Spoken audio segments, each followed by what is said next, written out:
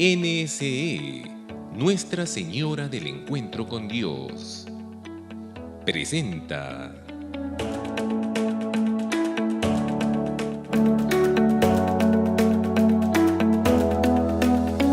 organizado por el Arzobispado de Arequipa.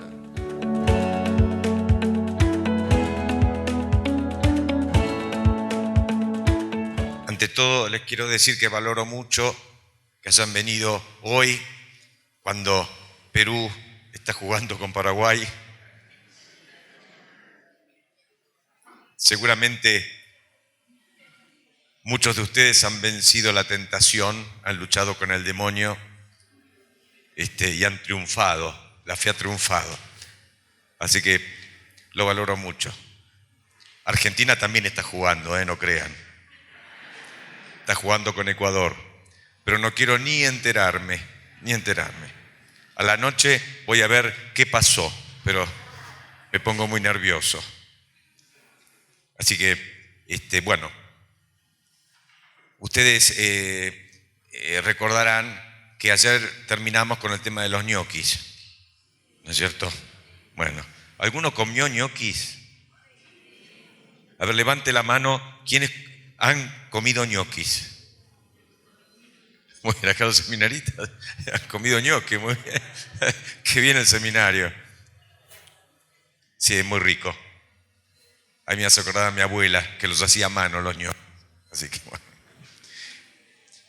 Pero a veces pasa que uno se queda con la imagen y se olvida qué significaba, ¿no? Acuérdense que los ñoquis era un modo de llamar a los empleados públicos que cobraban un sueldo sin tener en realidad ningún trabajo que hacer, ¿no?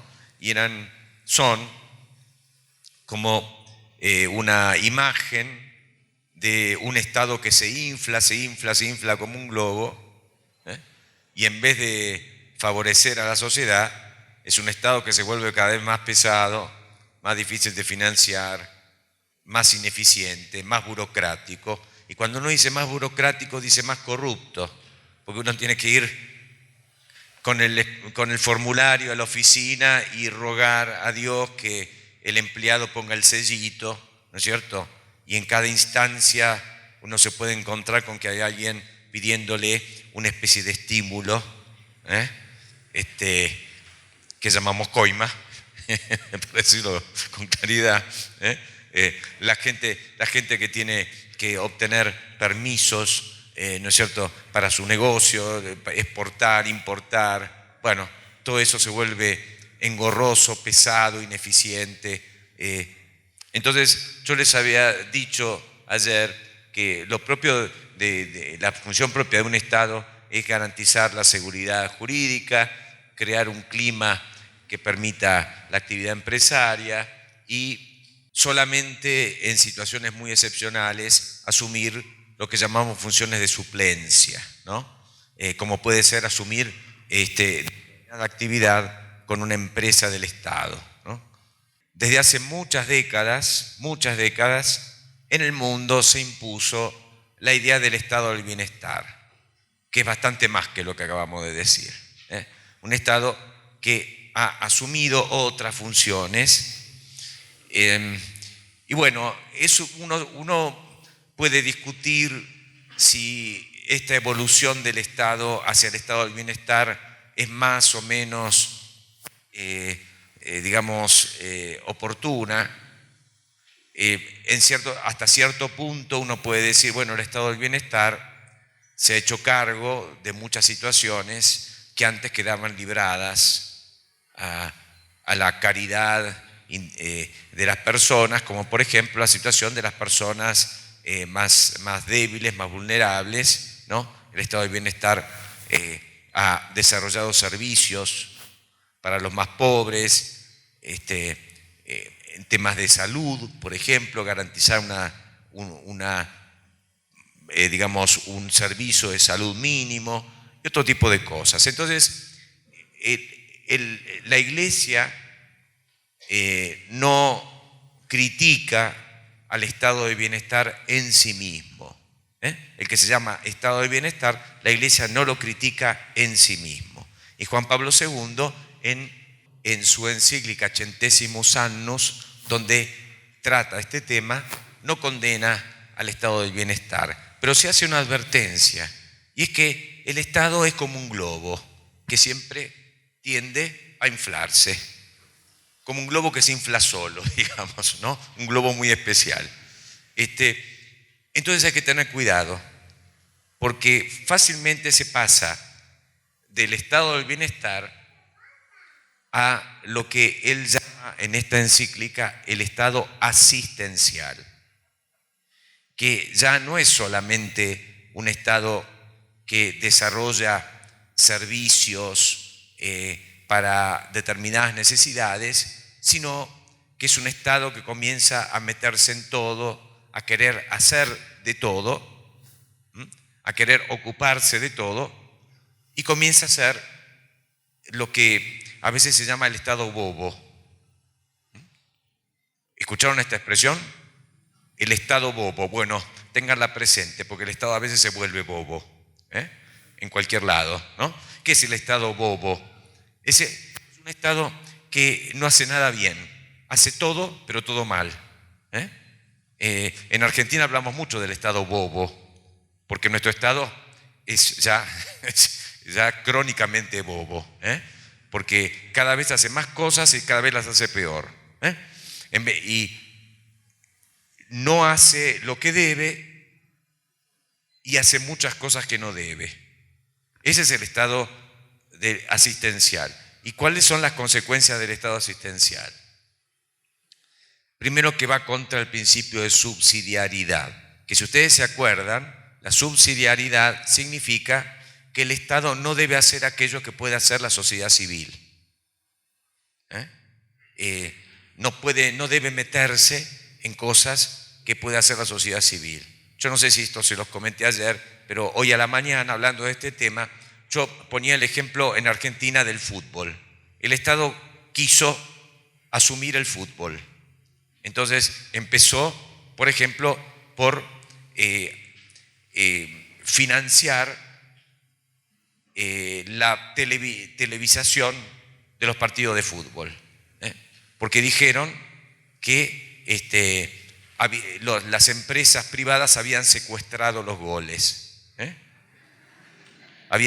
Dijo la presidente, porque no se puede decir presidenta, sino que hay que decir presidente, que los privados habían secuestrado los goles. Así que el Estado se decidió a liberar los goles y a televisar, se imaginan a qué costo, todos los partidos, para que todo el mundo pueda ver todos los partidos. Por supuesto que a continuación se le ocurrió que, por ejemplo, en el descanso, el intermedio, poner propaganda en favor del Estado.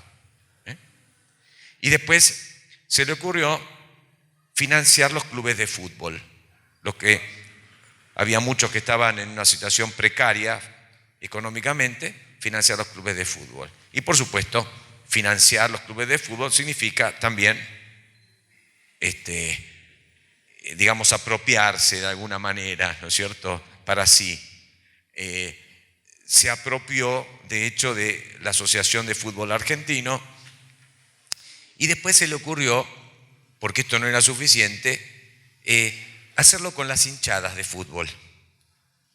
Entonces se organizó una asociación financiada por el Estado que se llamó Hinchadas Unidas. Y cuando fue el Mundial de Sudáfrica, le pagaron el pasaje a las Hinchadas Unidas para que vayan a hinchar a Sudáfrica. Ahora, nosotros los argentinos decimos hinchar en dos sentidos. Hinchar puede ser viva Boca, viva Argentina, eso es la hinchada, hinchamos. Pero también hinchar puede ser molestar, cansar. La mamá, cuando se cansa de que el chico esté haciendo diabluras por la casa, le dice: no hinches más. Entonces, bueno, ¿Por qué digo esto? Porque las hinchadas unidas fueron a Sudáfrica a hinchar, pero no solo hincharon por la Argentina, sino que hincharon al gobierno sudafricano, que los deportó. Así que después de haber pagado los pasajes, todos los argentinos, por supuesto, porque la gente que trabajaba no podía pagarse el pasaje a Sudáfrica, los que no trabajaban, los que hinchaban, esos fueron a Sudáfrica a pasear, pero los trajeron de vuelta, no los aguantaron mucho. Yo creo que el gobierno hubiera ganado plata pagando para que se queden en Sudáfrica. Les pagamos y se quedan con ustedes. Pero bueno, eso creo que es un ejemplo muy, muy gráfico de lo que significa el Estado asistencial. Y me olvidé de decir una cosa. ¿Ustedes saben quién comenzó a decidir los horarios de los partidos de fútbol? El ministro del Interior. ¿Cuándo juega Boca River? Bueno, no a las 7, juega a las 5, porque el ministro lo decidió. Decidir el horario de un partido de fútbol ya se convirtió en un asunto de Estado, ¿no? Como ustedes ven, el Estado es un globo que se puede inflar sin límite. Sin límite hasta que explote, por supuesto. Eso debilita las energías humanas, dice Juan Pablo II. ¿Por qué? Porque se hace todo el Estado, en el fondo se pierde la iniciativa privada, el estímulo para trabajar. Si el Estado me ayuda en todo, si el Estado me financia todo, ¿para qué voy a trabajar? Se pierde el estímulo. El crecimiento de la burocracia. Yo hoy a la mañana comentaba con los sacerdotes que, por ejemplo, la Casa de Gobierno en Argentina se llama la Casa Rosada. ¿Saben por qué? Bueno, porque está pintada de rosado. No hay ninguna otra razón, ¿no? Es una casa rosada y se la llama Casa Rosada. Bueno, si fueran a trabajar a la Casa Rosada, todos los empleados de la Casa Rosada no cabrían adentro. ¿Sabían eso? O sea que si no hubiera ñoquis, que van solo el 29, no cabrían adentro de la Casa Rosada. Y si ustedes, por ejemplo, ¿saben cuál es la aerolínea del mundo que tiene más pilotos por avión? Esta se las dejo, es fácil para responder. ¿Cuál es la aerolínea del mundo que tiene más pilotos por avión? Aerolíneas Argentinas, exactamente. Para que vean un poco a dónde se puede llegar. Y por lo tanto, el aumento del gasto público. Esto se da, por supuesto, yo hago bromas con Argentina, pero es un proceso que se da en muchos países, en la mayoría de los países. Entonces, el aumento del gasto, si ustedes ven desde Estados Unidos hasta el último país, cuánto era la proporción del producto del país que, digamos, el Estado utilizaba para financiar sus servicios, ustedes van a ver cómo eso fue creciendo permanentemente. Hoy en día, por ejemplo, en mi país, el 40% de lo que produce el país va de una manera u otra a sostener al Estado, a los gastos del Estado, ¿no?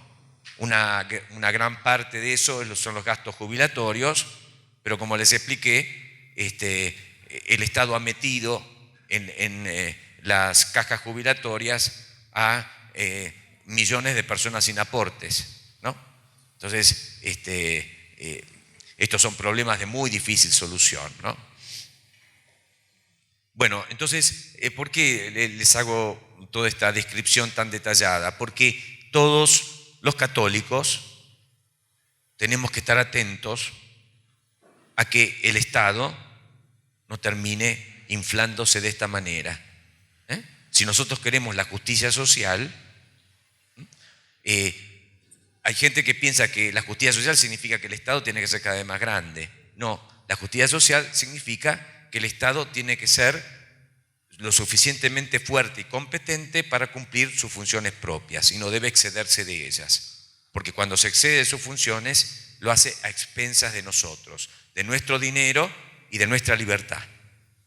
Así, porque el tiempo que nos queda es muy poco, así que voy a ir salteando temas y tocando lo que me parece más importante. Entonces, yo les había adelantado, la Iglesia condenó al comunismo. Juan Pablo II, en esta encíclica que les comento, Centésimos Annus, dice que el socialismo cayó por muchas razones. Una de ellas es la ineficiencia de la economía socialista. ¿Por qué es ineficiente? Porque todo se decide desde arriba, desde el centro, desde la autoridad hacia abajo. No hay libertad y el que está arriba nunca puede saber qué decisiones hay que tomar. Por ejemplo, cuánto producir, cómo producir. Esas son decisiones que toman los empresarios en una economía libre, que toman las decisiones más o menos correctamente. Se equivocan, pero a veces aciertan. Pero una autoridad central no puede tomar esas decisiones. ¿Cuánto hace falta producir? ¿Qué insumos debo utilizar? ¿Qué hago cuando sube un precio? Eso son todas cosas que una autoridad central nunca puede decidir. Entonces, lo primero que dice Juan Pablo II es que el sistema socialista es ineficiente. Y esa es la realidad. Ustedes piensen un poquito, si pueden nombrar un país socialista que sea rico y próspero. No se van a encontrar con ninguno. En última instancia, el socialismo, dice el Papa, fracasó porque tenía un vacío espiritual por su ateísmo. Qué cosa importante, ¿no? Ese vacío espiritual significa un vacío de valores. Una sociedad que no tiene valores se corrompe y se disgrega. Yo ayer les hice el chiste de Igor, ¿se acuerdan? Y la cabrita. Ese chiste, ¿a dónde apunta? A que el socialismo, que muchos católicos idealizan, por eso digo esto, que muchos católicos idealizan, porque dice, el socialismo realmente, eso sí que quieren al prójimo. Bueno, es todo lo contrario. El socialismo, por supuesto que hay gente que es socialista y que ama mucho al prójimo, pero lo que promueve el sistema socialista es la envidia, no es el amor al prójimo, no es la solidaridad, es la envidia.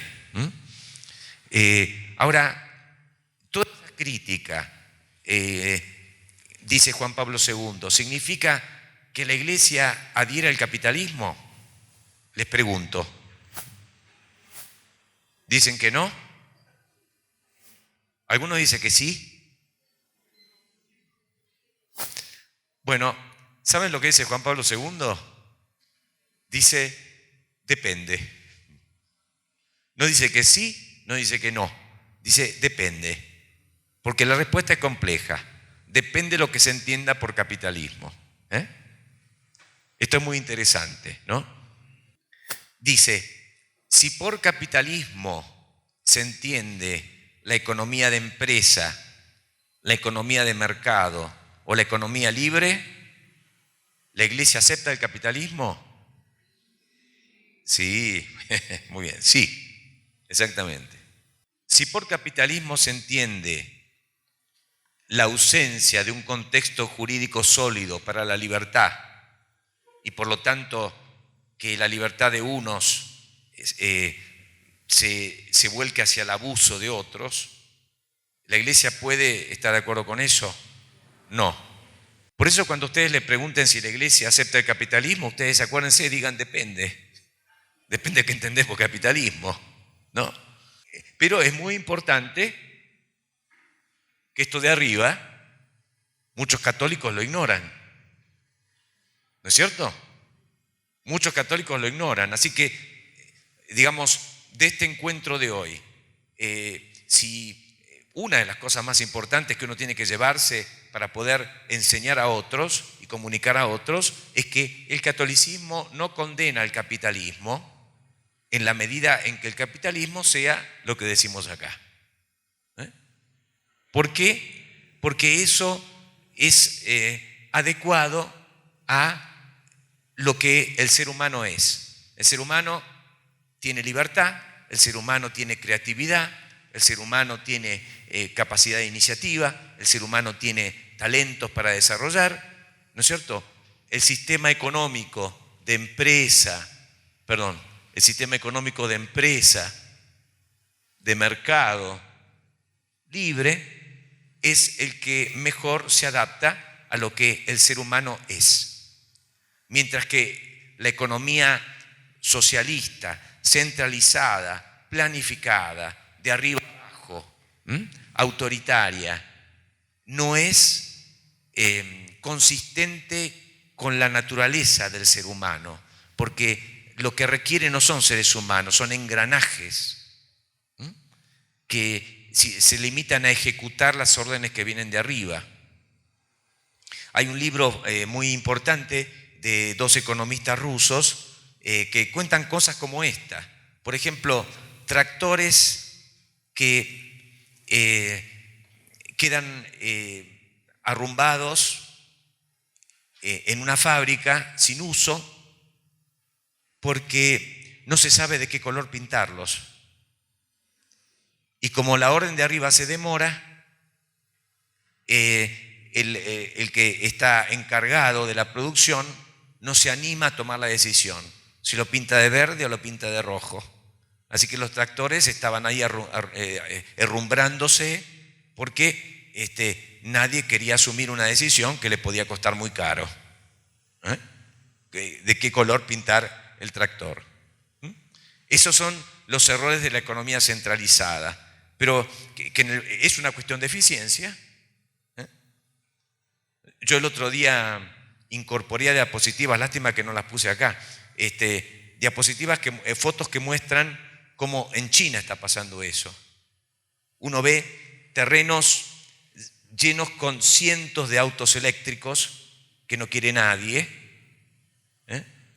por diferentes motivos, no los quiere nadie, y están ahí herrumbrándose, ya nadie los usa, pilas, montañas de bicicletas. ¿Y cuál es la razón? Que el gobierno chino manda a que se produzcan, pero que la gente no la quiere. En una economía centralizada se cometen todo tipo de errores en la asignación de recursos y por lo tanto es ineficiente. Pero sobre todo, eso lo que muestra es que ahí no hay empresarios, sino que los que están a cargo de diferentes funciones son meros engranajes de un mecanismo. Eso es contra la dignidad del hombre. Y esa es la causa fundamental de que los regímenes socialistas terminen derrumbándose. ¿Esto lo ven? ¿Están de acuerdo? Bueno, menos mal. A la economía de mercado, la economía de empresa, antes se la criticaba porque se decía que era ineficiente, que la verdadera eficiencia solamente podía venir de la economía socialista, ¿no es cierto? Cuando con el tiempo se puso en evidencia que eso era falso, que la economía de mercado era la única economía eficiente, entonces vino la otra crítica. ¿Saben cuál es? La economía de mercado es demasiado eficiente. Entonces produce demasiado y la gente se vuelve consumista. Eso es muy curioso. Entonces, yo lo puedo ver en mi país, como una crítica después sucede a la otra, ¿no? Ahora, ¿qué dice Juan Pablo II? Dice que el tema del consumismo es un tema cuya causa no hay que buscarla solo y principalmente en el sistema económico mismo, sino en el sistema sociocultural, o sea, en la cultura, en la dimensión ética religiosa, que cuando se debilita, entonces la sociedad se limita a producir bienes y servicios, cuanto más mejor. Y las personas van cayendo en un consumismo que no encuentra un límite. Porque yo me compro un celular de última generación, estoy contento 4 o 5 meses y de repente me encuentro con alguien que tiene un celular mejor y miro al mío y digo, es una porquería, necesito un celular mejor. El consumismo. Por supuesto que el consumismo solamente puede darse en economías que producen mucho. Aunque no, ahora que lo pienso, también puede darse en cualquier economía el consumismo, ¿no? Pero sobre todo en la que produce mucho. Ahora, el problema fundamental, según Juan Pablo II, Carlos, en la cultura. En una cultura consumista, la gente va a hacer del consumo de bienes y servicios el objetivo de su vida. Y eso es terrible, porque ese también es una forma de materialismo. No es un ateísmo expreso, dogmático, pero es un ateísmo práctico. Vivo para comprar y tener cada vez más. Soy cada vez más infeliz, cada vez más vacío espiritualmente y cada vez más lleno de cosas. Pero el problema hay que buscarlo en la cultura. Y si nosotros, los católicos, realmente nos preocupa el consumismo, en vez de criticar la producción de bienes y servicios, tratemos de inspirar la cultura con el Evangelio, comunicando el mensaje de que uno no puede vivir para comprarse cosas, que comprarse cosas no puede ser el objetivo de la vida, que en algún momento hay que decirse no a sí mismo, porque uno ve en la tele y dice, uy, qué lindo, pero tiene que frenarse. En algún momento uno tiene que decir no, porque con lo que tengo me tiene que bastar. Ahora vamos a ver algunas ideas sobre la propiedad privada, que eso también nos había quedado en el tintero. ¿Por qué? Porque hoy en día entre los católicos hay un problema frecuente, y es que nosotros decimos que la propiedad privada tiene una función social, ¿no es cierto? La propiedad privada tiene una función social. Pero a veces se entiende que para dar fuerza a la función social hay que debilitar la propiedad privada. Como dos cosas que no pueden estar las dos juntas. Cuanto más función social, menos propiedad privada tiene que haber. ¿Ustedes han notado ese problema? Bueno, presten atención, porque dentro de la iglesia hay mucha gente que, por supuesto, con una intención generosa, de decir, bueno, la propiedad tiene que estar al servicio de la sociedad, pero la debilitan cada vez más a la propiedad, pensando que eso ayuda, es un servicio a la sociedad. Y vamos a ver que es un error. Santo Tomás dice que la propiedad privada es algo que es de ley natural, es decir, responde a la naturaleza del ser humano, tener algo propio. Es natural en el ser humano querer tener algo propio. Ahora, ¿por qué razón es conveniente que en la sociedad haya propiedad privada? Santo Tomás da 3 motivos, y ustedes fíjense si acierta con este tema. Porque uno tiene mayor solicitud por lo propio. ¿Tiene razón o no tiene razón? Tiene razón, ¿no es cierto? En segundo lugar, dice, porque así las cosas se pueden administrar ordenadamente. Imagínense que no tuviera cada uno lo propio. ¿Quién se encarga de qué? ¿Quién se encarga de qué? Es muy difícil administrar algo donde nada pertenece a nadie, o todo pertenece a todos. Es muy difícil organizar una administración racional de eso.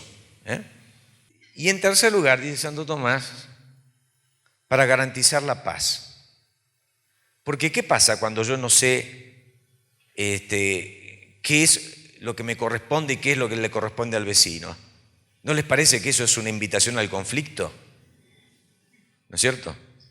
Entonces, Santo Tomás dice, la propiedad privada es necesaria por todas estas razones. ¿No es cierto? Por un lado, uno se ocupa más de lo propio, y así tiene que ser. ¿No es cierto? Imagínense que la señora en la casa se ocupa más de cocinar o limpiar en una casa vecina que en la propia. Bueno, el marido contento no va a estar, ¿no? Y con razón. Administración ordenada de las cosas. Cuando tengo algo mío, yo sé cómo cuidarlo, sé cómo mantenerlo, sé que yo soy el primer responsable. Si no es mío, yo digo, bueno, que se encargue el otro. Y tercero, el estado de paz, la convivencia. Acá es un consorcio de un edificio. Si alguno vive en edificios, ustedes experimentarán, ¿no es cierto?, lo fáciles que son los conflictos cuando no se sabe bien qué es de quién. Y lo que pasa con las partes comunes del edificio. ¿Quién se encarga de qué? ¿No? Y León XIII, acá está León XIII, y Rerum Novarum, que es la encíclica social que escribió León XIII. León XIII dice que la propiedad privada garantiza nada menos que la autonomía personal y familiar. Entonces, la propiedad privada es necesaria para que uno tenga autonomía. Si uno no tiene propiedad privada, necesariamente uno empieza a depender. ¿Depender de quién? Depender de otro que sí tiene propiedad privada y depender del Estado. Y cuando uno depende del Estado, pierde la libertad. ¿No es cierto? Yo, por ejemplo, mencionaba que en algunas provincias argentinas muy pobres, el gobernador gana las elecciones por un 80%. Ahora, que tenga un porcentaje de votación tan alto, ¿se deberá a que es un gran gobernador? Cuando uno se fija, por ejemplo, qué porcentaje de los trabajadores son trabajadores del Estado, empleados públicos, uno ve que el 60% son empleados públicos. Y por lo tanto, ¿qué significa eso? Que votan al gobernador porque tienen que mantener su trabajo.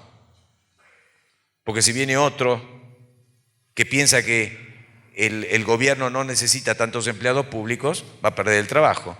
Entonces votan. Eso es falta de libertad, eso es dependencia.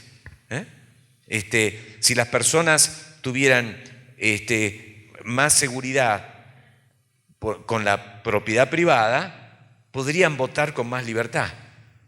Pero al mismo tiempo, la propiedad privada tiene una función social, ¿no? ¿En qué sentido? Primero, la propiedad privada ya cumple una función social por sí misma. Porque si decimos que evita las peleas, que permite la administración ordenada y que permite que las cosas sean mejor cuidadas, porque lo que es mío lo cuido más, lo que es de todos no lo cuidamos, porque que sea de todos a veces nos suena como que no es de nadie, como el equivalente a que no es de nadie. Entonces, si la propiedad privada tiene todos estos beneficios para la vida social, ya en sí misma la propiedad privada cumple una función social.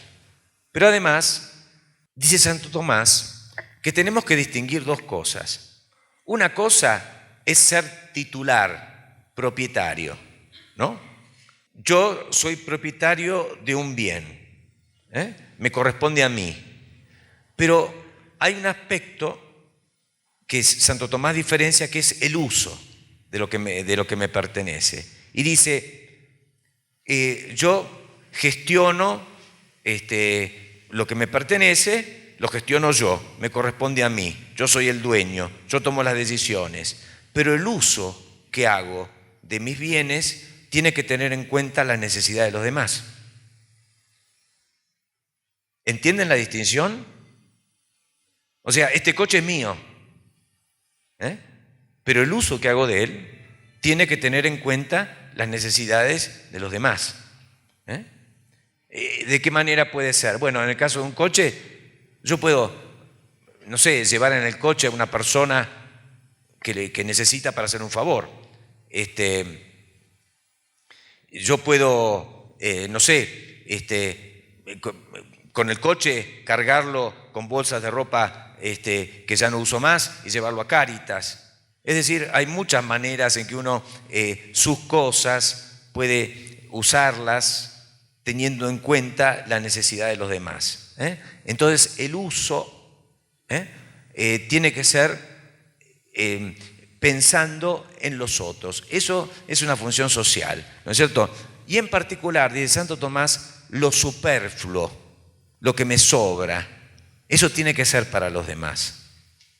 Ahora, ¿qué es lo superfluo? Lo que va más allá de mi necesidad razonable. Eso es lo superfluo.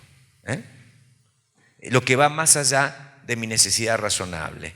Eso tiene que ser para los otros. Supónganse, les voy a poner un ejemplo. Yo tengo que dar clase en la facultad donde vivo, ¿no es cierto? La facultad queda en un barrio que es lejano a donde vivo. Entonces yo, desde hace muchos años, tengo un cochecito. Entonces yo agarro en la mañana el cochecito, me voy. Uno podría decir que ese cochecito es superfluo. No, para mí no es superfluo.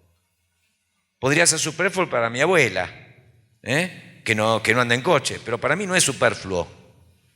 Yo lo necesito para trabajar. Ahora, supónganse que yo me compro un coche de lujo, un Mercedes-Benz, para ir a dar clase a la facultad, o no sé, un Audi, o los coches que haya acá. Acá veo que en Arequipa hay coches lindos también, ¿no? Entonces, eso moralmente, ¿no les parece que sería objetable? Y yo creo que sí, porque yo no necesito un coche de lujo para lo que yo debo hacer. Entonces, ¿para qué quiero un coche de lujo? Estoy gastando recursos que son superfluos, que deberían tener otro destino, en favor de los demás. ¿Se entiende? Y uno en su vida concreta tiene que hacer un ejercicio. ¿Esto lo necesito o lo no necesito? Lo que no necesito, ¿por qué voy a gastar dinero en lo que no necesito? ¿Por qué no darle otro destino? Ahora uno puede decir, bueno, pero supóngase que me sobran unos soles, iba a decir unos pesitos, pero bueno, acá son unos soles, unos dólares me sobran, ¿no es cierto? Porque yo, en vez de comprarme un coche de lujo, de alta gama, como se dice, me compré un coche chiquito, modesto. Entonces, pero yo lo que ahorré, ¿tengo que repartirlo por la calle? No. ¿Tengo que donarlo? No necesariamente. ¿Y qué puedo hacer con eso? Les doy una idea. Ponerlo en un banco. ¿Por qué? Porque, ¿qué pasa cuando yo pongo dinero en un banco? ¿Qué hace el banco con ese dinero? Lo presta. ¿A quién se lo presta? Se lo puede prestar, digamos, por diferentes motivos, puede haber diferentes tipos de préstamos, pero un banco normalmente presta a personas que lo necesitan para su actividad económica, ¿no es cierto? Hay préstamos que son para consumo, pero hay préstamos que son para producir. Entonces yo, invirtiendo, el modo más sencillo de invertir puede ser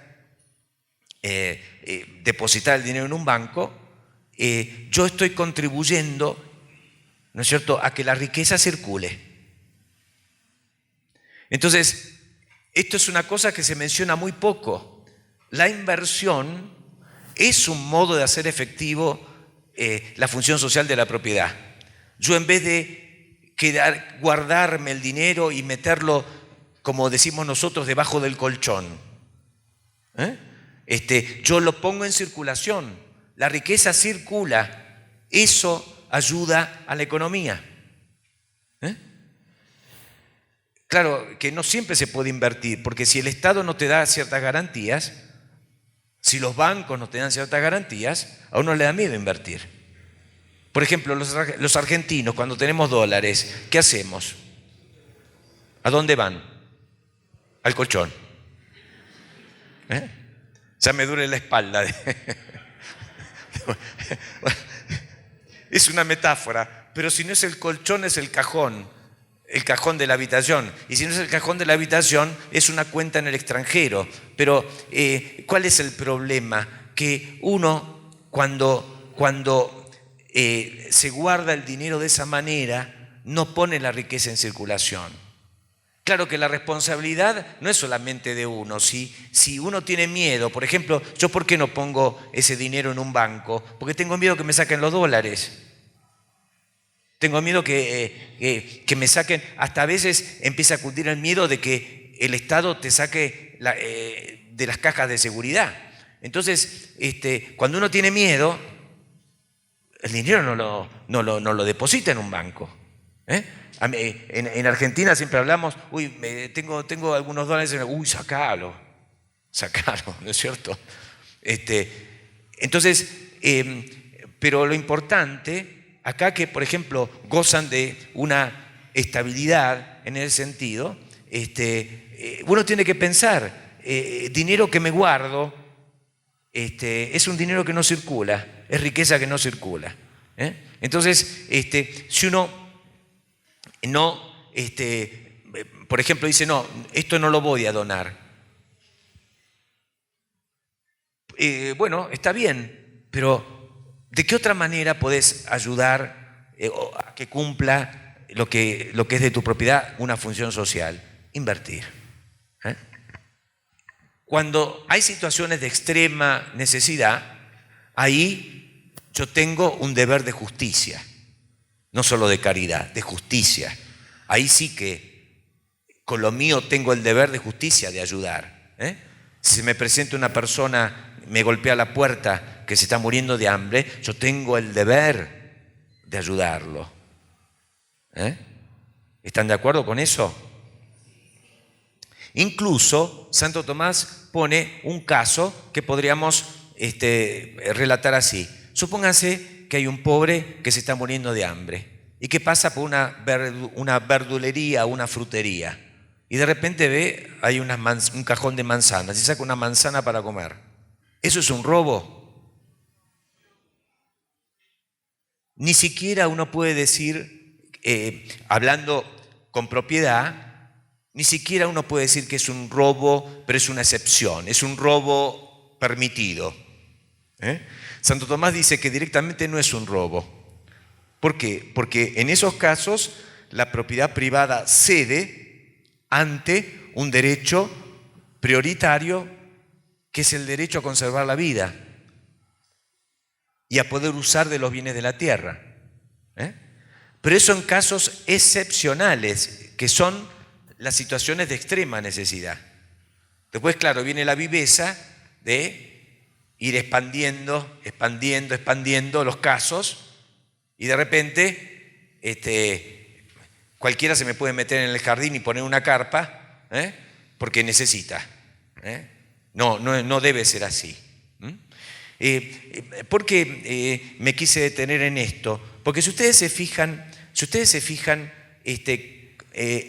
¿cuáles son los países más ricos?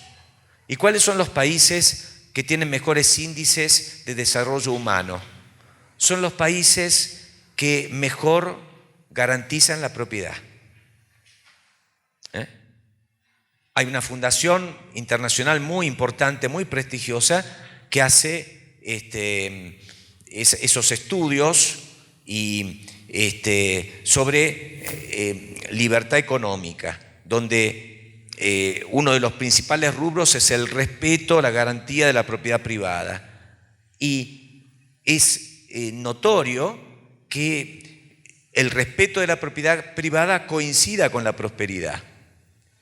Y esto es muy importante notarlo, porque en nuestra cultura latinoamericana se suele opinar lo contrario, que para favorecer a los pobres hay que debilitar la propiedad privada, hay que relativizarla, hay que ponerle límites, ¿no es cierto? De manera que el Estado pueda venir y sacarle a unos que tienen demasiado, entre comillas, para darle a otros, ¿no?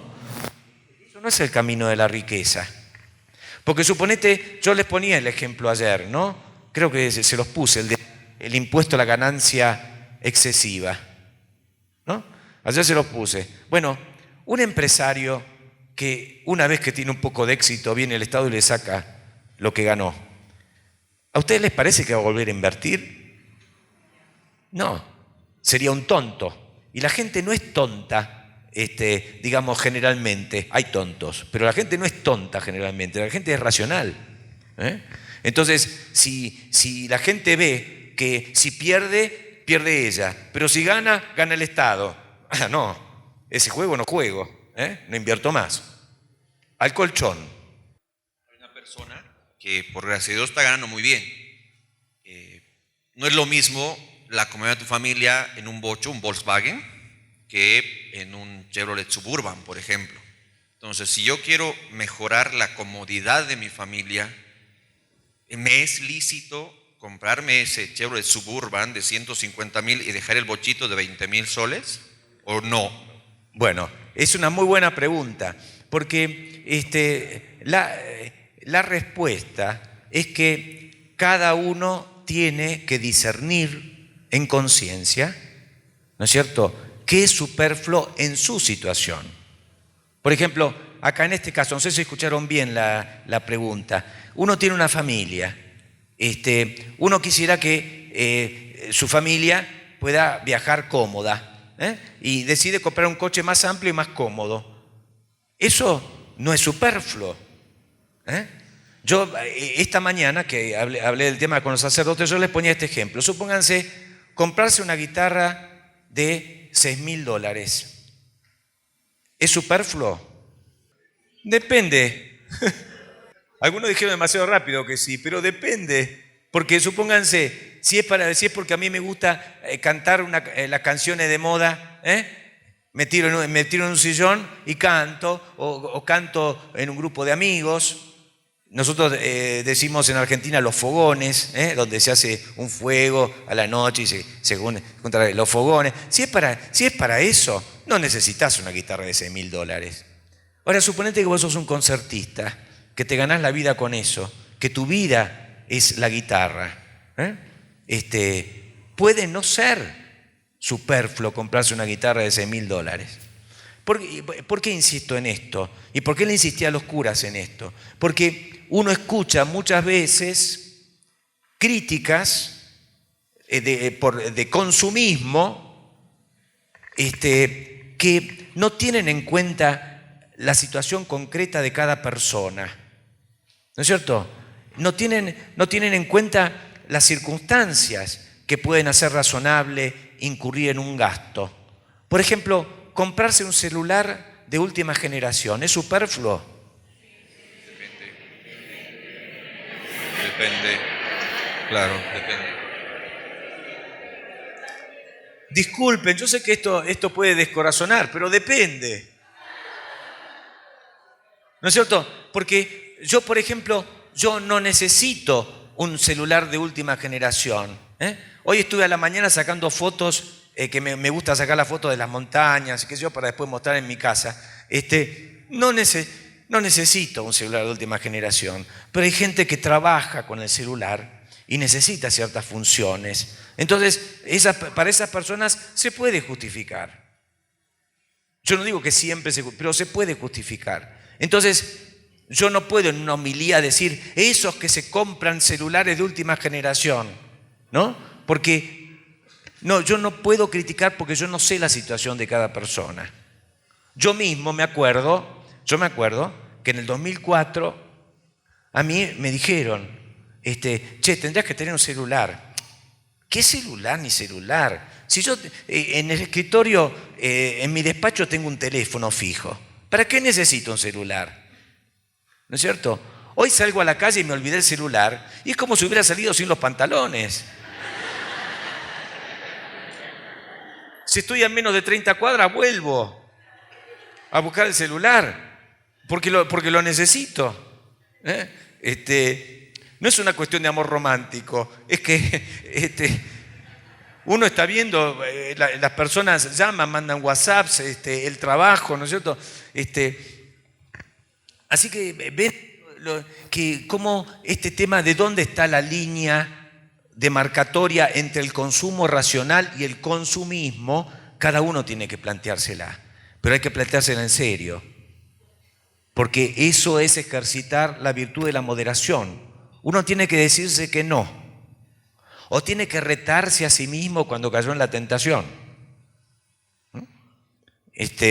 Yo podría poner ejemplos de mis propias compras, pero no quiero hablar demasiado de mí en público, ¿no es cierto? Pero cometo errores periódicamente.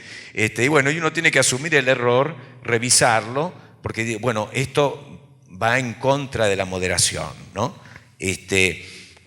Entonces, darle lo superfluo, cumplir cuando uno está ante situaciones de extrema necesidad, y después la acción caritativa, la caridad, especialmente la caridad organizada, que se llama la diaconía.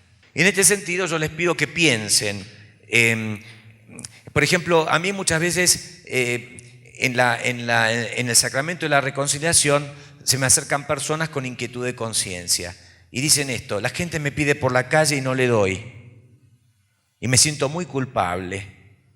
Y yo le digo, mire, por supuesto que estas son cuestiones de conciencia, porque hay gente y gente, ¿no es cierto?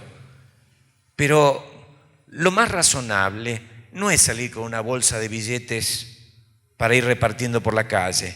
Lo más razonable es que si usted quiere ejercitar la caridad, en principio lo mejor es que ese dinero que usted quiere dar a la caridad lo dé a instituciones. Por supuesto, uno puede ser que conozca a la persona que necesita, que conozca su necesidad y que sepa que no se trata de un engaño. Pero normalmente en las ciudades eso no se sabe. Entonces, dar nuestra caridad a instituciones que pueden utilizar del modo más adecuado esos recursos es lo mejor que uno puede hacer en esta materia. En principio, no necesariamente darle a la persona que se pone a mendigar en la puerta de la iglesia. Yo sé que es duro lo que digo. Por ejemplo, en mi parroquia hay una persona que se pone todos los domingos en la puerta de la iglesia hace muchos años con un cartel que dice: tengo mi hija con leucemia. Ahora, esa hija es un caso de estudio para el Guinness, porque ya hace más de 15 años que tiene leucemia y sin embargo debe seguir vivita sin ningún problema, ¿no es cierto? Porque parece que sigue viviendo, ¿cierto? Y en realidad, esto lo digo que quizás es un poco imprudente, pero esto lo digo porque muchas veces se trata de engaños y los feligreses muchas veces se dejan extorsionar. Y yo no le puedo decir a la gente: miren, esto es una estafa, porque incluso ese cartel lo heredan, porque ustedes saben que esos lugares se venden. Entonces, ese cartel primero lo tiene uno, después lo tiene otro, después lo tiene otro, y siempre la misma hija con el mismo problema. Pero yo eso no se lo puedo decir a la gente. Pero sí puedo dar el consejo general: no se dejen extorsionar. Puede parecer muy cruel, pero a veces uno da más que por el otro para tranquilizar la propia conciencia. Y eso en el fondo no es caridad, ¿no? Para avanzar un poquito más, cuando hablamos de mercado, ¿de qué hablamos? En Argentina, por ejemplo, se dice los mercados. Entonces dicen, los mercados quieren derribar al presidente, los mercados quieren, conspirar contra esto, conspirar contra aquello, los mercados, ¿no? Como si los mercados o el mercado fuera algún señor que tiene colmillos que le salen del maxilar superior, y que está siempre buscando por alguna razón misteriosa perjudicar a todo el mundo. El odio a la humanidad. El mercado es una manera de hablar de miles y miles, incluso millones de personas que interactúan y toman decisiones individuales. Si uno tiene presente eso, desaparece o uno se vacuna en contra de esos discursos que hablan permanentemente en contra del mercado, ¿no? ¿Y en qué consiste el mercado? El mercado es una realidad que se forma espontáneamente. Supónganse, yo tengo la posibilidad de criar ovejitas, porque tengo pastito, mi papá criaba ovejitas, yo tengo la posibilidad de criar ovejitas. El otro sabe ¿cómo se llama? Arar la tierra o labrar la tierra, y entonces planta lechugas. Ahora, él no tiene ovejitas, yo no tengo lechuga. ¿Qué hacemos? Un trueque. Yo le doy la ovejita o la leche de la ovejita y él me da la lechuga. ¿No es cierto? Entonces, ¿qué se necesita para que haya mercado? Primero, que haya falta de cosas. Porque si yo pudiera producir todo lo que necesito, no necesitaría de otras personas. Hace falta que haya una necesidad. Después hace falta que yo tenga la propiedad de algo, porque si no, no lo puedo vender. Como la gente que antes vendía buzones, ¿no es cierto? Que no tiene la propiedad de los buzones, pero lo vendía, ¿no? Entonces tengo que tener una propiedad. Y después tengo que tener la posibilidad de intercambiar. Eso primero se hacía a través del trueque, ¿no? Pero el trueque tenía un problema, que cuando yo necesito lechuga, tengo que encontrar a alguien que necesite leche o que necesite ovejitas. Y eso es difícil, encontrar justo uno que produzca lechuga y necesite ovejitas, que es lo que yo puedo dar. Entonces, el trueque es complicado, limita mucho la economía. Entonces, ¿qué fue apareciendo con el tiempo? La moneda. La moneda facilita el intercambio. Porque yo entonces puedo vender mi ovejita y me dan monedas, y yo después buscaré alguno que produzca lechuga o alguna cosa que necesito. Entonces, la moneda facilita el intercambio.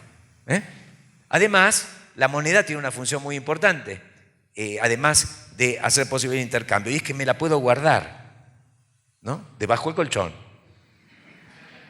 Entonces, es un depósito de valor, porque mientras conserva el valor, precisamente las monedas comenzaron siendo cosas valiosas, entonces yo las acumulaba y tenía ahí un depósito de valor. Además, por ejemplo, supónganse que yo me guardo soles en el colchón y de repente quiero comprar lechuga y pregunto, ¿cuánto vale el kilo de lechuga? Y me dicen, el kilo de lechuga vale, ¿cuántos soles vale? Preguntaste, qué rápido.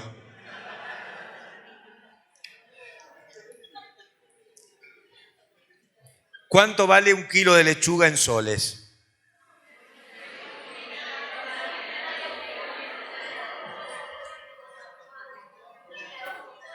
Tres soles.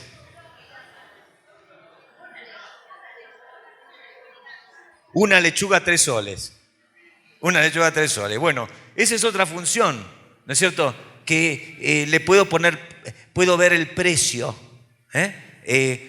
las cosas tienen precio y por lo tanto yo puedo decidir si voy a comer lechuga esta noche o voy a comer otra cosa, porque la lechuga sale 3 soles, si me parece caro, busco otra cosa. Entonces, la moneda tiene todas esas funciones. Eso es muy importante. Ahora, para que funcione una economía, hace falta, primero, que haya ahorro. Es decir, yo me privo de consumir algo hoy pensando en mañana y ahorro. Ahora, ese ahorro, lo mejor sería que lo saque del colchón y lo lleve a un banco. Entonces, viene el empresario que quiere ampliar su negocio. Entonces pide un préstamo al banco y el banco le da lo que yo deposité. Y entonces el empresario produce lo que el consumidor quiere. Así funciona la economía. ¿Y por qué les digo eso y por qué esto es tan importante? Porque sin ahorro e inversión, la economía no crece. Porque ¿cuándo crece una economía? La economía crece cuando, y el bienestar, el nivel de vida crece cuando se producen bienes y servicios, más bienes y servicios. Cuando una economía produce más bienes y servicios, entonces esa economía está creciendo de verdad y el nivel de vida de la población está aumentando. Pero ¿qué pasa en algunos países? Hablo del mío, lamentablemente. Lo que hace el gobierno es imprimir billetes. ¿Por qué? Porque hace mucho tiempo que ya la moneda son papeles impresos. Entonces, en teoría se puede imprimir casi sin límite. Acá, gracias a Dios, ustedes han encontrado un mecanismo para que eso no se pueda dar, pero en otros países no existe ese mecanismo. Entonces, en mi país se puede imprimir sin límites. Entonces, uno de repente se encuentra, en vez de pagarme 100.000 pesos, me pagaron 120.000. ¡Wow! Soy rico. Pero ¿qué pasa? Al poco tiempo, esos 120.000 valen como antes cuando me daban 80.000. Es decir, aumenta el salario nominal, el numerito, la cantidad de papelitos y lamentablemente se va hundiendo el salario real. ¿Cuánto puedo comprar con lo que yo gano? En este momento en mi país, por ejemplo, nuestra inflación de este mes es 12%. Eso significa probablemente que lo que podía comprar ayer en el supermercado, ya hoy no lo puedo comprar, porque me lo remarcaron. Se está remarcando mañana y noche. A la mañana y a la noche se está remarcando. Bueno, ahí está el engaño. Una economía solamente puede crecer a través del ahorro y la inversión y la producción de bienes y servicios. Pero, ¿qué pasa? Cuando el gobierno hace circular papelitos, entonces todo el mundo se siente contento porque le parece que tiene más y consume, pero no hay inversión y no hay producción. Entonces, ¿qué pasa con los precios? Todos queremos comprar el aire acondicionado cuando llega el verano, pero ya nadie produce aire acondicionados. ¿Qué pasa con los precios? Suben.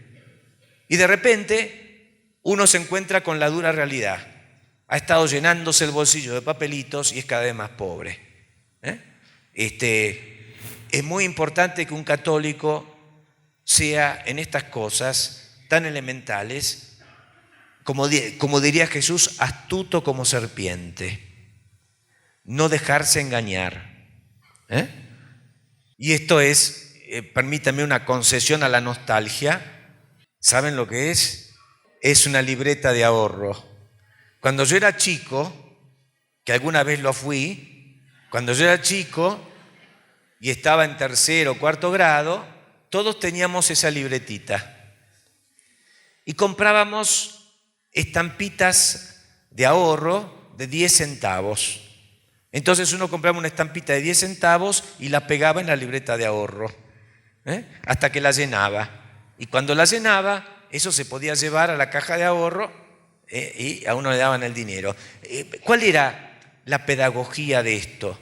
Enseñar que ahorrar era importante. Yo con 10 centavos me podía comprar 10 caramelos en el kiosco. 10 centavos, 10 caramelos. Entonces yo tenía el gran desafío de abstenerme de comprar los 10 caramelos que me servían, porque mi casa quedaba 10 cuadras. Yo me comía un caramelo por cuadra, los 10. Así no tenía que convidar a mis hermanos. Pero la dramática alternativa que tenía era comprarme los 10 caramelos o comprarme la estampilla. Ahora, con esa pedagogía yo aprendí a ahorrar, porque difería el consumo, aprendí a diferir el consumo. No quiero ya, compro ya. Difería el consumo. Y después tenía la satisfacción de que iba llenando la libreta de ahorro. Y de repente tenía dinero para poner en el chanchito. No sé si ustedes tuvieron chanchito de chicos. Yo ponía dinero en el chanchito y yo sentía que era un potentado, porque tenía mi dinero, mis billetes y mis monedas en el chanchito. Eso era tan importante como pedagogía. Entonces, ¿qué es lo que ha hecho la inflación? La inflación destruye la cultura del ahorro, porque uno tiene el apuro, mañana esto va a valer más caro, me lo compro hoy. No sé qué hacer con el dinero, se me está desvalorizando. Bueno, algo me compro. Y eso es incentivar el consumismo. Entonces, la inflación es tremendamente, digamos, destructiva para el tejido social. Ustedes ahora, gracias a Dios, no tienen, no es probable que lo tengan y lo conozcan en el futuro, Dios mediante, pero hay muchos católicos que caen en este tipo de engaños, ¿no es cierto? Y es muy importante entonces estar atentos. Bueno, terminamos con esto y quisiera decirles en los minutos que nos quedan algunas cosas sobre política, algunas cosas por lo menos muy esenciales sobre política. Ustedes saben, en la Biblia obviamente no existe un tratado de política, pero hay historias que nos enseñan mucho sobre política. Y yo quisiera hacer un experimento. Acá traten de despertarse las personas mayores, a ver si logran responder. Esta es una especie de... Esto era el año 900, no creo que alguna persona haya sido testigo de esto. Pero esto sí. ¿Alguno reconoce la película? ¿Cuál es? A lo mejor es demasiado preguntarle a los actores. ¿Se acuerdan de los actores? ¿Quién es este? ¡Qué bárbaro! Muy bien. ¿Y este? ¿Quién es este? Los agarré. Jules Briner. Que si no tuviera ahí no sé, esta cosa para la cabeza, se vería que era completamente pelado. Pero era su signo distintivo, ¿no? Jules Briner. Y obviamente, ¿quién es en la película? El faraón. ¿Y Moisés. Entonces, esta imagen es sumamente importante porque expresa una cuestión muy profunda de la Biblia, que es, por primera vez, con la Biblia, se supera la idea de que el gobernante es un dios. El faraón se hacía adorar como un dios. Las religiones antiguas estaban al servicio del culto del emperador o del faraón. La primera religión que da lugar a esto, un hombre, un profeta que en nombre de Dios acusa al faraón y le pone delante límites de orden religioso y moral, y le dice: tu poder no sos un Dios, tu poder no es absoluto, tu poder tiene un límite, porque Dios es tu límite. Vos no sos Dios, la voluntad de Dios es tu límite. La primera vez que eso acontece es en la Biblia. Y eso tenemos que valorarlo profundamente, porque en la Biblia nos enseña a través de una infinidad de historias, que lamentablemente, como el tiempo vuela y yo me voy por las ramas, no tenemos tiempo de recorrer. Pero el Antiguo Testamento está lleno de ejemplos de este tipo. Cómo el hombre de Dios señala al poder político ciertos límites de orden moral que no puede traspasar. Eso sucede con el faraón. Pero eso sucede también cuando Israel tiene reyes. Cuando Israel tiene reyes, también el profeta aparece, por ejemplo, señalando los pecados y los delitos de los reyes y señalando los límites de su poder. ¿Ustedes se acuerdan, por ejemplo, qué pasó con David?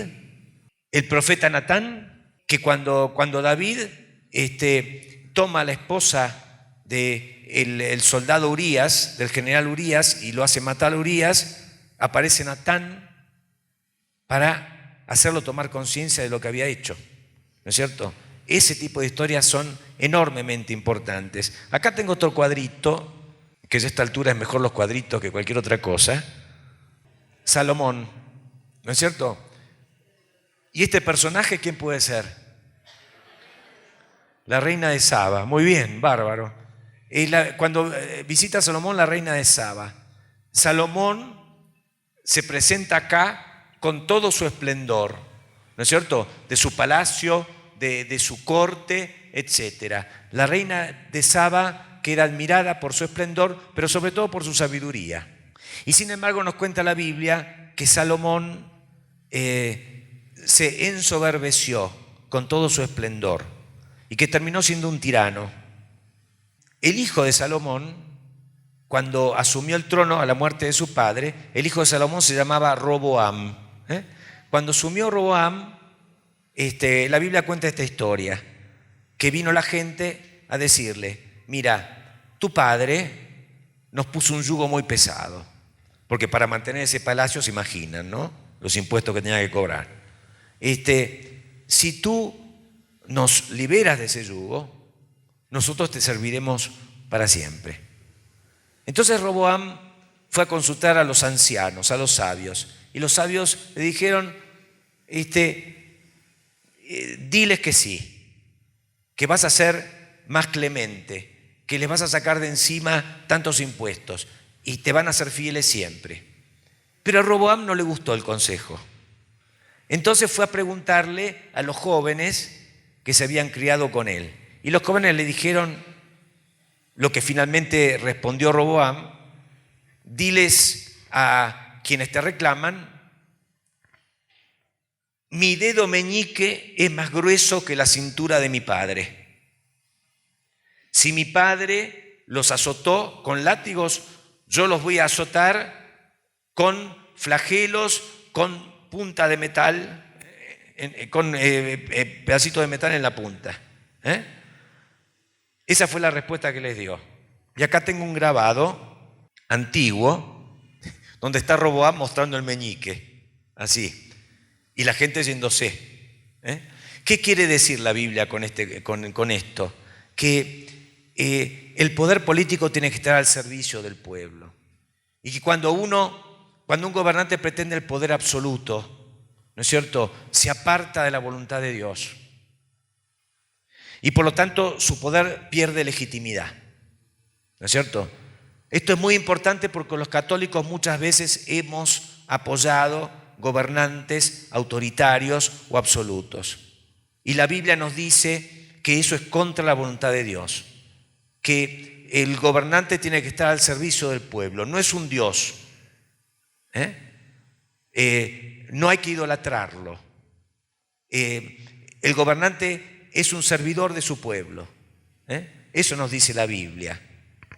Y por lo tanto, nunca hay que caer en el error de divinizar al gobernante. Por supuesto, hoy la divinización del gobernante se da de otra manera. Por ejemplo, una especie de adoración a ciertos líderes carismáticos.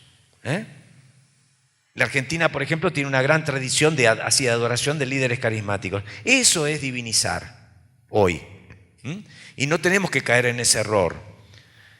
¿Este cuadrito qué será? ¿A qué episodio se refiere? Es dar el episodio ese del César. Entonces, la historia es la siguiente, que vienen a preguntarle a Jesús si era lícito pagarle el impuesto al César, porque el César se hacía adorar como Dios. Y Jesús, ¿qué les dice en el fondo? Les dice, miren, pagar el impuesto no es un acto de adoración, es un acto civil. Pagar el impuesto al César no es reconocerlo como Dios, es reconocerlo como autoridad. Es un tema civil o político. Entonces, den al César lo que es del César, paguen sus impuestos, den a Dios lo que es de Dios. Ese es el asunto. Distingan entre lo político y lo religioso. ¿Se entiende esto? Distingan entre lo político y lo religioso. No mezclen lo político y lo religioso. Esta es una enseñanza de una enorme importancia, porque la tentación de mezclar lo político y lo religioso siempre está presente, ¿no? Entonces, acá les muestro algún cuadrito, que es cuando el Papa León III corona a Carlomagno. ¿Qué representa esto? Cuando la Iglesia se consideraba superior al poder político, y consideraba que el poder político estaba a su servicio. Es una manera de mezclar. Pero por supuesto, estas cosas después se da vuelta la tortilla. Y entonces les voy a mostrar otro cuadrito. ¿Saben qué es esto? Napoleón, que primero se corona a sí mismo y después la corona a la emperatriz Josefina, ¿no? Este es el acto. ¿Dónde está el Papa? ¿Lo ven el Papa? ¿Dónde está? Está acá. Casi se está cayendo del cuadro, digamos. Entonces muestran cómo la tortilla se da vuelta y el emperador, el gobernante político, digamos, ahí tiene a la Iglesia como, digamos, a su servicio como un súbdito más, digámoslo así. ¿Qué importancia tiene esto? Que cuando se pretende unir lo político y lo religioso, pasa esto. O la Iglesia busca hacer del Estado su instrumento, o el Estado busca hacer de la Iglesia un instrumento. Lo más frecuente es que ambos crean estar instrumentalizando al otro, que se intenten instrumentalizar mutuamente. Y en ese intento, ¿quién les parece que termina ganando? Si la Iglesia quiere instrumentalizar al Estado y el Estado quiere instrumentalizar a la Iglesia, ¿quién termina ganando? El Estado. El Estado termina ganando. Esta es la historia que se repite y es difícil aprender la lección. Hoy la Iglesia enseña que el Estado tiene que ser laico. ¿Qué significa laico? Significa que no debe tener una religión oficial, pero al mismo tiempo debe respetar y valorar todas las religiones. Y en nuestras naciones que son católicas, por cultura, el Estado puede tener una consideración especial hacia la religión católica, pero siempre dentro de un marco en que se reconozca la libertad y los derechos de todas las confesiones. ¿Está claro eso? Entonces nosotros tenemos que promover la libertad religiosa y promover la laicidad. Nosotros no queremos que el Estado sea católico. No queremos que el Estado sea católico. Hoy no nos parece que lo mejor es que el Estado sea católico. Nos parece que lo mejor es que el Estado sea laico y que dentro del Estado todas las religiones puedan expresarse libremente. Y nosotros entonces que tengamos libertad para cumplir nuestra misión de evangelizar. ¿Están de acuerdo con esto o les suena raro? En el Concilio Vaticano II, la Iglesia aprobó una declaración, que es esta, Dignitatis Humanae, que la recoge el Compendio de la Doctrina Social, CDS, Compendio de la Doctrina Social, que es en el fondo lo que estamos reflexionando, porque yo esto lo tomo del compendio, no lo invento. Y dice que la dignidad de la persona la búsqueda de Dios exigen para todos los hombres una inmunidad frente a cualquier coacción en el campo religioso. Es decir, el Estado no se debe meter en cuestiones religiosas. El Estado no se puede meter en mi vida religiosa. Eso es la libertad religiosa. Eso es lo que aprueba el Concilio Vaticano II. A continuación, entonces, y ustedes lo pueden encontrar en el compendio número 572, lo que se llama el principio de laicidad, que conlleva el respeto por parte del Estado de cualquier confesión religiosa. ¿Por qué? Porque nuestras sociedades son pluralistas.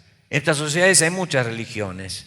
Entonces la laicidad es un lugar de comunicación entre las diversas tradiciones espirituales y la nación. Así que en estos números ustedes pueden ver toda esta enseñanza sobre la laicidad, que es una enseñanza muy importante. Porque si uno considera que ser peruano significa ser católico, ¿qué pasa con el peruano que no es católico? ¿Es menos peruano? Entonces ven que ahí uno empieza a meterse en un terreno muy difícil, porque empieza a excluir.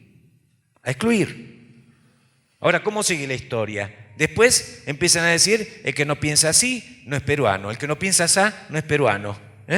Entonces, ahí empiezan las segregaciones, las disputas sobre quién es más peruano y quién es menos peruano.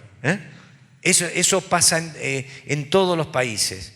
El principio de laicidad es lo que ayuda a que dejemos en paz el tema de ser peruano y reconozcamos que se puede ser peruano con diferentes visiones de la religión, diferentes visiones de Dios, diferentes visiones de la política. La Iglesia y el Estado son dos instituciones que cumplen diferentes funciones. Sin embargo, hay muchos laicos dentro de la Iglesia que trabajan dentro del Estado. Y ahí hay una obligación importante, del que trabaja en la ventanilla, del que trabaja asistiendo, sacando citas en los hospitales. Entonces, definitivamente, ahí sí está interrelacionado totalmente, ¿no? Porque sí, el problema es el asunto es de qué manera se interrelacionan. Claro, yo me refería básicamente a la forma de trabajar, la forma como asume su misión el empleado público, que es un católico o que es un protestante o que cree en Dios. Sí, muy bien. Ahí está. Muy bien. Sí, con esta idea terminamos. El problema es cómo conciliar mi condición de católico con la laicidad de la sociedad, ¿no es cierto? Y uno tiene que entender esto, por eso la pregunta es muy oportuna. Vivir en una sociedad laica, como la sociedad de Perú o la sociedad argentina, vivir en una sociedad laica no significa que yo tengo que desprenderme de mi catolicismo cuando salgo a la calle y volverme a poner el catolicismo cuando entro a misa. Yo soy católico en cada uno de mis actos y soy católico en el cumplimiento de mis deberes laborales y en el cumplimiento de mis deberes ciudadanos. Sigo siendo católico. Ese ser católico significa que yo siempre puedo inspirar lo que hago con mi fe. Yo siempre puedo cumplir con mis deberes ciudadanos, laborales o de todo orden. Puedo cumplirlos, como dice San Pablo, para servir a Cristo y no a los hombres. Entonces, mis criterios, mis valores, mi entrega van a ser cristianas. Entonces, en una sociedad laica no es que mi cristianismo, mi fe tenga menos valor o menos importancia. Al contrario, en una sociedad laica se redobla nuestra responsabilidad de dar testimonio de nuestra fe. ¿Pero de qué manera? A través de cómo vivimos, cómo trabajamos, cómo nos relacionamos con los demás y en lo posible también cómo damos testimonio con nuestra palabra, ¿no es cierto? Pero entonces, que el Estado sea laico, que la sociedad sea laica, a mí me compromete a ser más católico todavía. Eso existe muchas veces por personas católicas como Isabel la Católica. Sí. Y nos cuentan historias en el colegio que no tienen nada que ver ni con la catolicidad, ¿no? O con el socialismo o con el liberalismo. Sí, sí. Y entonces yo creo, ¿no?, que una persona no puede tener dos dimensiones, como usted indicaba. O sea, yo soy católico en la misa y dejo de ser católico cuando voy a votar. Justamente por dejar de ser católico al ir a votar, tenemos la cantidad de gobernantes que tenemos hoy en día, porque votamos por una persona X, sin darnos cuenta que en su ideología temática clara dice socialista, comunista, maoísta. ¿Por qué? Porque el católico está dejando su catolicidad en la iglesia y se está olvidando que es católico en todas las dimensiones. Exactamente. El compendio dice que lo específico de la espiritualidad del laico es poder unir esas dos cosas en una sola espiritualidad. Yo estoy en el mundo, tengo responsabilidades en el mundo, pero yo debo cumplirlas como cristiano. Poder unir mi fe y mi vida en el mundo. Eso es lo propio de la espiritualidad del laico cristiano. Sí. Bueno, yo pienso que es importante que el Estado sea laico, viéndolo por el otro lado, en el sentido de que si, por ejemplo, el Estado no es laico, pero es protestante, entonces, ¿cómo yo puedo expresar mi catolicidad si el Estado es protestante? Claro. ¿No? Entonces, viéndolo del otro lado, definitivamente es importante que el Estado se mantenga de alguna manera imparcial, para que nosotros como católicos también podamos ejercer libremente nuestra fe. Yo entiendo así esa pregunta, porque hubo una época en que se decía, bueno, si el Estado es protestante, nosotros pedimos la libertad religiosa. Ahora, si el Estado es católico, no damos libertad religiosa. Eso pasaba en el siglo XIX, ¿no es cierto? Era un doble estándar, ¿no es cierto? El Estado laico es lo que permite que en un país protestante un católico pueda vivir con libertad. Y en un país católico un protestante puede vivir con libertad. Eso es lo que tenemos que aspirar, ¿no? Y que podamos comunicarnos respetuosamente y enriquecernos mutuamente, sin perder la conciencia de que nuestra fe católica es la fe verdadera. No perdamos esa conciencia, pero al mismo tiempo tenemos que ser respetuosos y saber comunicarnos con nuestros hermanos que tienen otra visión, ¿no? Y como usted dijo, tener en cuenta de que ser católico no es por momentos o cuando me ven, o sea, ser católico es siempre, ¿no? O sea, siempre, mi en todo lo que conciencia uno hace. católica tiene que estar siempre en todas mis dimensiones, ¿no? Exacto. Así que bueno, yo les agradezco que me hayan dado estos minutos adicionales. Perdonen que no haya podido completar todo lo que hubiera querido presentar aquí, pero me parece que estas pequeñas ideas que hemos repasado los ayudan a tomar en sus propias manos el compendio y empezar a leerlo con calma. Que es muy importante, van a encontrar muchísimas cosas interesantes para reflexionar. Así que bueno, muchas gracias por todo.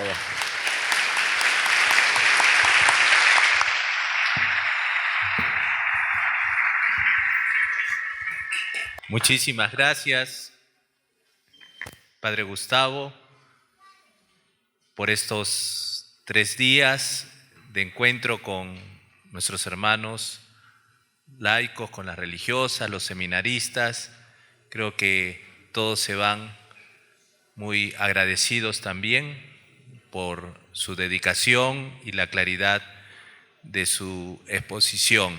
En nombre de nuestro arzobispo, Monseñor Javier del Río, pues Padre César Huerta y yo queremos también testimoniarle nuestra gratitud y nos alegra también saber que tenemos un nuevo amigo argentino que le vaya todo muy bien y que siga pues compartiendo todo eso aprendido como don con muchas personas.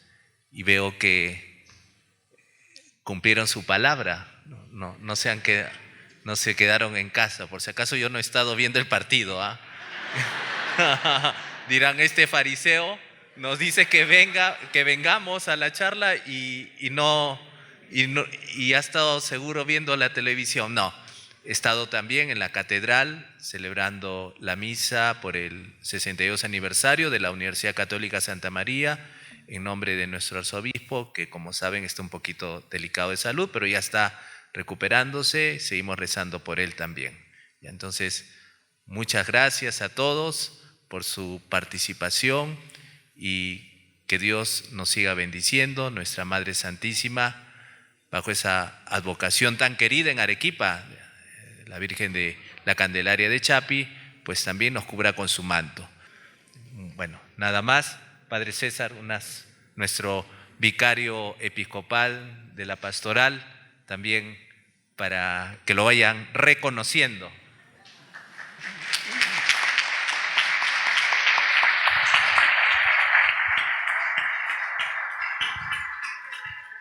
Muchas gracias a todos, querido Padre Gustavo. Nos conocíamos ya de hace unos años atrás en Chile. Yo disfruté ya de sus clases y hoy me ha refrescado la memoria, ¿no? Para seguir dando las clases en el seminario, en la universidad. Muchísimas gracias. Yo creo que todos estamos contentos, ¿sí o no? Sí. Claro, que vuelva, ¿no? Sí. Muy bien, pues queda pendiente, ¿eh? Entonces,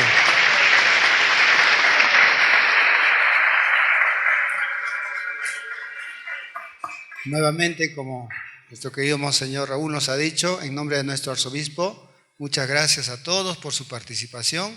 Padre Gustavo se lleva realmente esta maravilla de participación, ¿no? Me decía que allá los cursos son 20 personas, ¿no? Aquí hay hincha, pero hincha de la fe, ¿no? Muchas gracias, buenas noches.